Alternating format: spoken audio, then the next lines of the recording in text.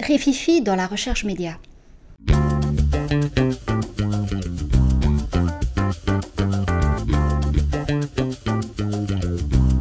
Ce matin, 25 septembre, la REMP a réuni la presse professionnelle afin de lui expliquer les changements de la prochaine Mac Basic 2018-2.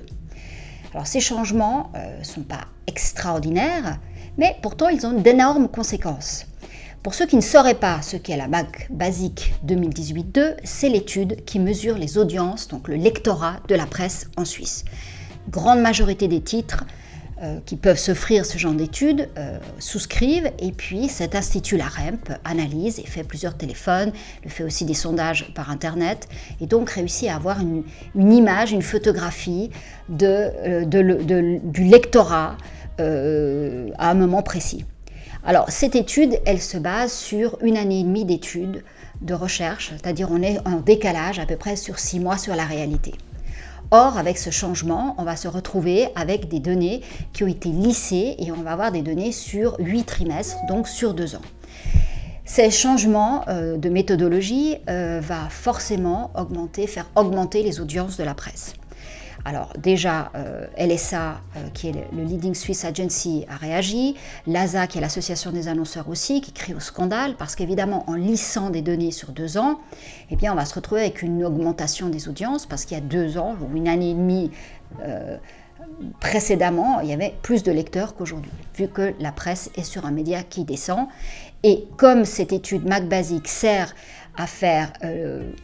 servait, mais je pense qu'elle sert encore aujourd'hui, disons, à déterminer le coût de la presse, eh bien, ça a un impact d'avoir plus ou moins de lecteurs. Donc, on se retrouve dans une situation où la REMP nous a expliqué donc, leur changement, qui est dû à une pression de la part de leurs clients, qui sont les éditeurs, qui leur demandent de rendre cette étude beaucoup moins chère. Donc, comment faire ? Donc, ils ont étendu la période d'analyse et puis en diminuant le nombre de sondages de personnes sondées, ce qui coûte moins cher. Donc, c'est clair que tout en respectant la statistique, disons les règles statistiques de représentativité, ils ont dû trouver des techniques. Alors, il y a plusieurs hypothèses, dont une qui pourrait advenir qu'on n'ait plus de lecteurs, mais qu'on ait un indice qui nous permettrait simplement de voir les titres qui montent et qui descendent.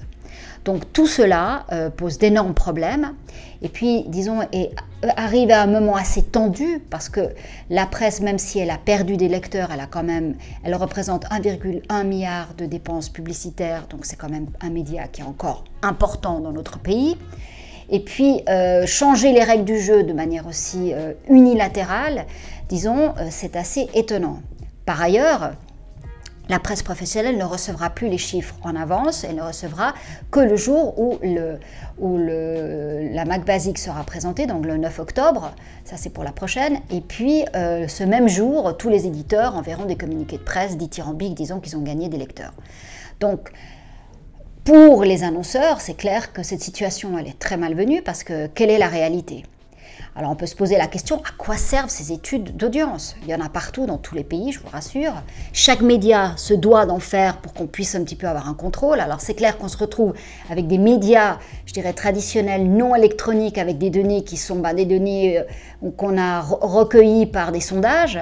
Et puis de l'autre côté, on a sur le web, on a des données plus ou moins réelles, vu que ce sont les plateformes qui vous les donnent, avec leurs méthodes de calcul dont on ne connaît pas non plus comment elles ont été faites. Donc on se retrouve aujourd'hui sur un marché de l'achat média très très segmenté et puis très déréglementé, où finalement on a des plateformes internationales qui vous donnent des données, qui ne peuvent pas s'agréger. Si vous mettez une pub sur une vidéo sur YouTube, vous ne pourrez pas avoir les mêmes résultats que celles que vous avez eues sur Facebook.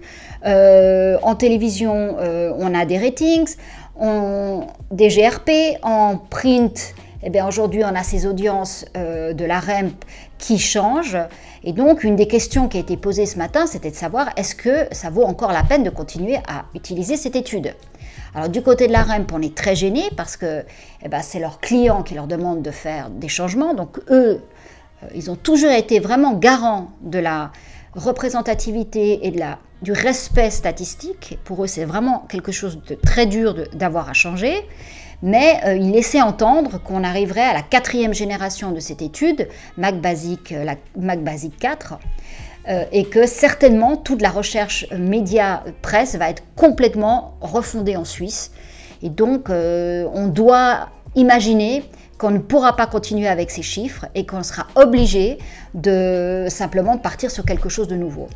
Est-ce grave, docteur? J'ai envie de dire non, parce que finalement, ce qui importe, c'est les tendances, c'est de savoir si on monte ou si on descend. Finalement, les chiffres en tant que tels ne sont pas plus représentatifs. Alors évidemment, il y a des écarts, on va bien voir que des médias plus importants, des titres plus importants ont plus de lecteurs, mais disons au lecteur près, par région, par sexe, par canton, peut-être toutes ces données, elles sont plus aussi intéressantes vu qu'aujourd'hui les gens, mais comment est-ce qu'on peut attraper les jeunes par exemple pour savoir quel titre ils lisent et sur quels médias, quel support ils le lisent, compte tenu qu'une grande partie de la presse aussi a un paywall. Donc on voit bien les difficultés qu'a cette recherche média de donner des informations qui sont réelles et disons qui puissent permettre aux annonceurs d'avoir une vision la plus claire. Alors tout ça arrive à un moment évidemment très mauvais. Il y a eu l'affaire Publicitas, beaucoup d'éditeurs ont perdu, surtout des petits éditeurs ont perdu de l'argent. On arrive aussi à un moment où fatalement l'érosion de la presse continue. Alors est-ce qu'on arrive à un plancher ou pas à un plancher? Certains spécialistes médias vous diront que ça repart parce que aussi les coûts de la publicité sur le print ont beaucoup baissé, donc ça devient beaucoup plus intéressant par rapport à d'autres médias, même Internet. Donc tout ceci est en pleine discussion, en pleine mutation, et je pense que ce sera un des grands thèmes de la journée des médias qui sera organisée par la REMP au mois de novembre. Donc affaire à suivre et je vous tiendrai au courant. Merci.